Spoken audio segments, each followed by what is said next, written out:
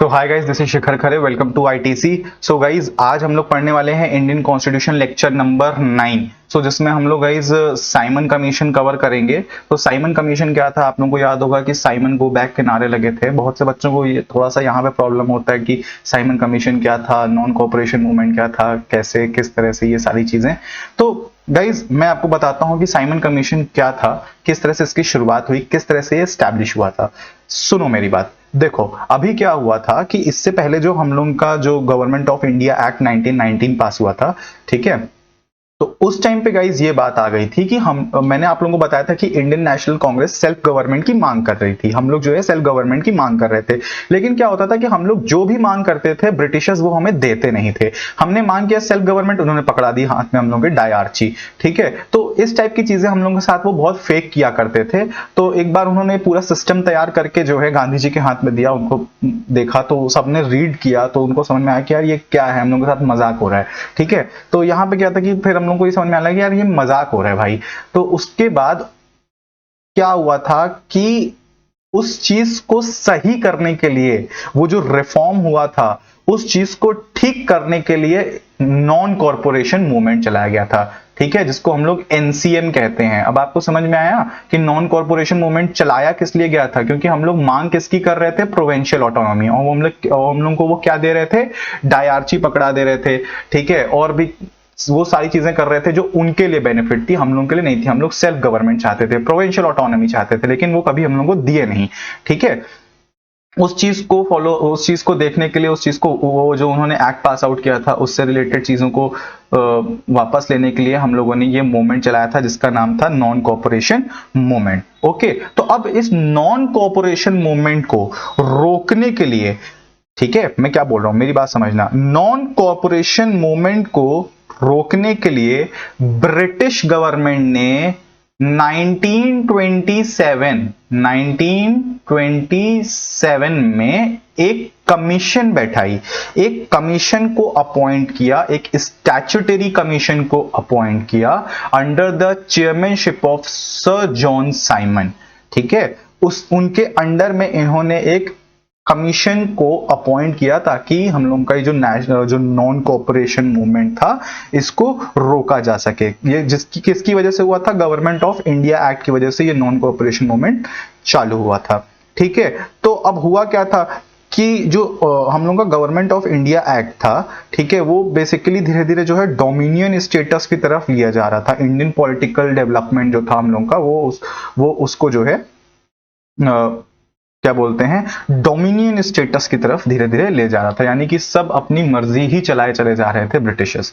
Okay, now अब क्या हुआ, उस टाइम पे ये बात आई कि जब ये commission sir John Simon chairmanship पे आई, तो उस टाइम पे इन्होंने क्या हुआ कि अब इंडियन, देखिए इंडियन कॉन्स्टिट्यूशन मैंने आपको पहले भी बताया था कि जो हम लोग का गवर्नमेंट ऑफ इंडिया एक्ट 1919 था, मैंने आपको बताया था ना कि वो एक मोंटागू क्लेम्स रिपोर्ट थी। तो वो बेसिकली जो रिपोर्ट थी, वो जो रिफॉर्म किसके रिफॉर्म पे आई थी, वो आई थी कॉन्स्टिट्यूशनल रिफॉर्म पे ही आई थी। यानी कि कॉन्स्टिट्यूशन की बात वहां से शुरू हो चुकी थी।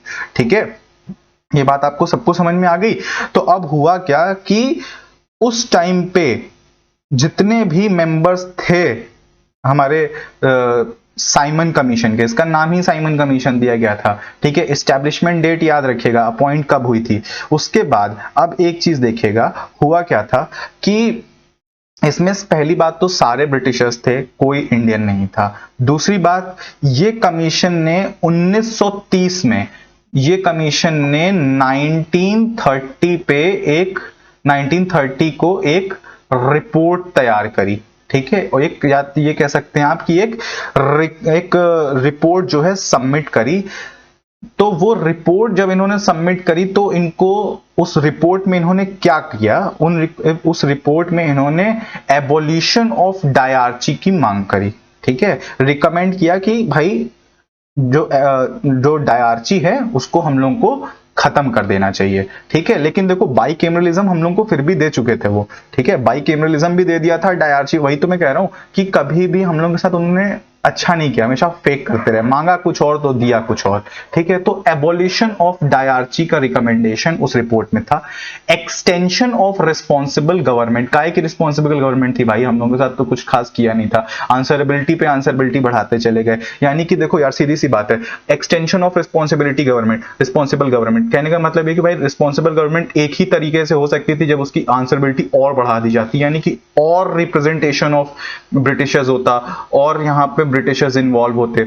ठीक है, तो उसकी इन्होंने मांग करी कि एबोलिशन होना चाहिए किसका, डायरची, यानी कि डायरची को अब खत्म करने की बात आ गई थी। ठीक है, और extension of responsible government in the क्या बोलते हैं प्रोविंसेस। ठीक है, प्रोविंसेस में जो है इसको करने की बात आ गई। ठीक है, तो अब यहां पे बात समझो, यहां पे जो प्रोविंस, और एक चीज हाँ, ब्रिटिशर्स का एस्टैब्लिशमेंट किया था, जहां पे देखो अगर तुम लोगों को याद हो तो डॉक्ट्रिन ऑफ पैरामाउंसी भी आती है। ठीक है, डॉक्ट्रिन ऑफ पैरामाउंसी है और भी दो चार डॉक्ट्रिन्स हैं, वो मैं आपको जब अभी लेक्चर पढ़ाऊंगा तो उसमें काफी अच्छे से समझाऊंगा कि क्या है।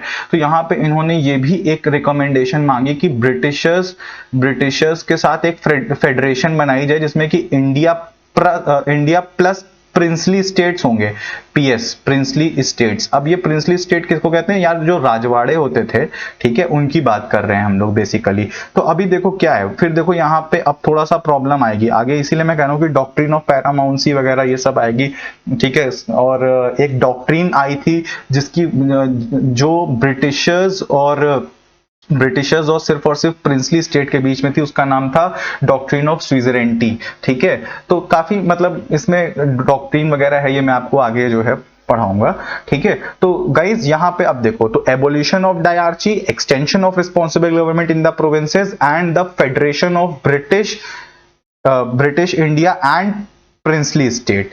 ठीक है, ये बात समझ में आ गई कि किसके साथ इनको एक फेडरेशन बनानी थी, इनके साथ, प्रिंसली स्टेट के साथ, यानी रजवाड़े जो हुआ करते थे, राजा वगैरह हुआ करते थे। ठीक है, और जो कम्युनल इलेक्टोरेट सिस्टम चल रहा था वो चलेगा। कम्युनल इलेक्टोरेट सिस्टम आपको पता है गाइज कि यूनिफिकेशन होता था, कैसा कि अगर कोई मुस्लिम है तो सिर्फ और सिर्फ मुस्लिम कम्युनिटी ही उसको वोट कर सकती है। ओके, आई होप सो आप लोगों को क्लियर हो गया होगा। तो अब क्या हुआ, ये जो भी यहां पे प्रपोजल इन लोगों ने बैठाया था, ये जो भी प्रपोजल इन लोगों ने दिया था, तो ब्रिटिश गवर्नमेंट ने इसके लिए एक 3 राउंड टेबल कॉन्फ्रेंस तैयार करी थी। ठीक है, मैं क्या कह रहा हूं, 3 राउंड टेबल कॉन्फ्रेंस जो है यहां पे उन लोगों ने बैठाई थी। अब देखो, अब इसमें कौन कौन था, ब्रिटिश गवर्नमेंट थी, ब्रिटिश इंडिया थी एंड इंडियन प्रिंसली स्टेट्स थे। बात समझते चलना मैं क्या बोल रहा हूं, ब्रिटिश गवर्नमेंट थी, पहला मेंबर ब्रिटिश गवर्नमेंट थी, दूसरा मेंबर ब्रिटिश इंडिया की गवर्नमेंट थी। ठीक है, यानी कि जो ब्रिटिश इंडिया में जो उस टाइम गवर्नमेंट थी वो, प्लस कौन था, प्रिंसली स्टेट था। ठीक है, तो अब 3 राउंड टेबल में यही 3 लोग थे। ये बात समझ में आ गई आप लोगों को। ओके, सो अब यहां पे क्या हुआ था ये चीज जानो। तो अब क्या हुआ था कि ब्रिटिश इंडिया एंड, या ये कह लीजिए इंडियन प्रिंसली स्टेट, तो यहां पे एक व्हाइट पेपर जो है यहां पे एक हम लोगों का एक नया व्हाइट पेपर यहां पे कह सकते हैं ऑन कॉन्स्टिट्यूशनल रिफॉर्म। देखो यानी कि कॉन्स्टिट्यूशनल रिफॉर्म पहले भी चल रहा था, ये मैंने आपको पहले बताया था।